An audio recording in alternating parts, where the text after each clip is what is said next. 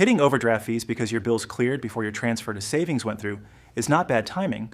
It is a sign your spending has no lanes. You budget by guessing, hoping the rest works out, and calling whatever is left over savings. Your fixed costs and casual upgrades quietly expand to fill your whole paycheck, leaving debts and goals unfunded. Picture your next payday arriving, you feel flush, you grab dinner out, bump up a streaming plan, and by the time rent and the car draft hit, the cushion you thought you had is already spent. Here's the fix.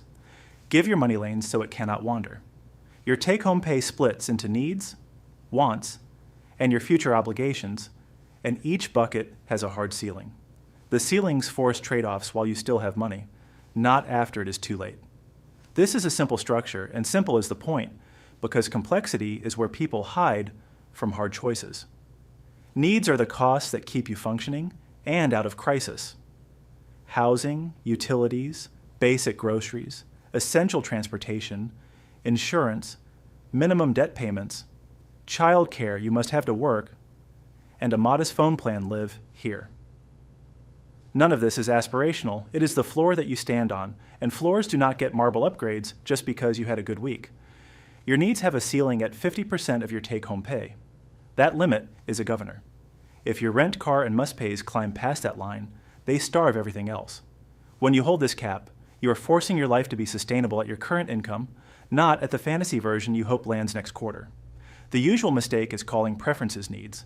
A premium gym near your office, the nicer data plan, frequent takeout because the week is busy, or a short ride to work because the bus is annoying feel non-negotiable in the moment. They are not. Labeling them properly matters because the needs bucket must be protected from lifestyle extras, or it spreads until there's nothing left to grow. Wants get a clear lane at 30% of your take-home pay. This is the category that makes life feel like more than bills, and it should exist. Eating out, shows, trips, clothing beyond basics, hobby gear, nicer furniture, better coffee, upgrades of any kind, these live here. They are welcome, they are planned, and they stop at the ceiling like everything else. A wants cap is the antidote to the slow leak that undoes budgets. You decide ahead of time what makes the cut this month and what rolls to later. Build a simple list of discretionary spends in order of personal value and move down the list until the bucket is tapped. No games, no spending in advance of income, no treating future you like a lender. The final lane is your future obligations at 20% of take-home pay. This covers building an emergency cushion, retirement contributions above any match, extra payments on high-cost debt, and sinking funds for known big costs like insurance premiums or car repairs.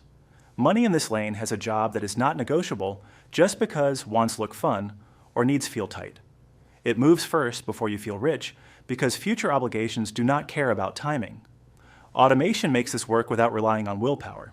Set your transfers to savings and extra debt payments for the same day your paycheck clears, and let the rest of the budget learn to live without that money. Put your want spending on a separate card or account so you can see the number fall and stop when it hits the floor. You are giving yourself guardrails in an environment that tries to sell you frictionless upgrades. Let me show you how this looks when it meets a real-life paycheck. Maya rents a small place near work, pays her student loan, and likes eating out with friends. Her old method was to throw money at whatever hit first, then panic mid-month. With lanes, she moves her future obligation money automatically, lists her top wants for the month without pretending they are needs, and looks straight at her housing and car costs to confirm they actually fit the needs gate. The result is not magic. It is predictable cash flow with fewer ambushes. Beginners often try to backfit the structure to whatever they spent last month. That is how people end up writing creative definitions of needs and wants and shaving the future obligation lane down to almost nothing because the other two are bloated. What that costs is progress. Your savings sputter, your extra debt payoff never builds momentum, and you conclude the structure does not work when the reality is you ignored the caps. Start from the caps first, then choose what to cut to make the math honest. Another landmine is irregular bills, insurance premiums that hit a few times a year, annual subscriptions, holidays, medical deductibles, and car maintenance are not surprises, yet people treat them like acts of fate. The cost of ignoring them is that your wants or savings get rated to pay last minute. The correction is simple. Name the big, known, non-monthly costs, and start parking small amounts for them inside either the needs lane or the wants lane, depending on what they are. When the bill arrives, you pay it from the right bucket, not from panic. Housing and transportation are the categories that blow up the needs cap for most earners. When those swell, everything else has to serve them, and the future obligation lane gets sacrificed. That cost shows up as debt balances that will not budge and retirements that stay theoretical. The fix is not fun, but it is clear.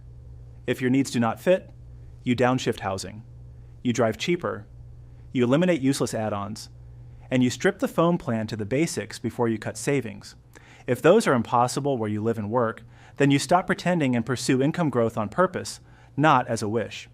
Some people say they want freedom, then try to micromanage every coffee receipt. The structure is not asking for your life to be a spreadsheet, it is asking you to put friction in front of wants and clarity around needs. A simple tactic is to spend wants from a single dedicated card or sub-account and check it before you buy. When it is empty, you are finished with fun money for the month. That boundary bites a few times and then becomes normal. If your income swings, the lanes still hold.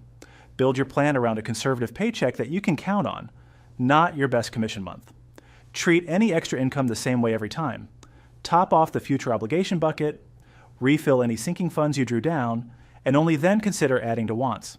Varying income is not a reason to skip structure. It is the reason you need it. People also mess up by using gross pay instead of take-home.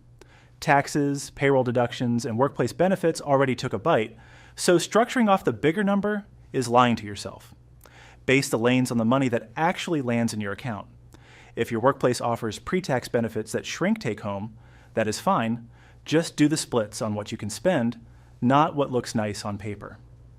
Another quiet error is forgetting that minimum debt payments live in needs, while extra payoff lives in the future lane. When you blur that line, you either feel crushed by needs, or you delude yourself into thinking you are crushing debt when you are just treading water. Keep minimum steady in the needs list and push your extra into the future obligation lane automatically. That separation lets you see real progress instead of mixing it into groceries and utilities where it disappears. Handling a raise is where this method earns its keep.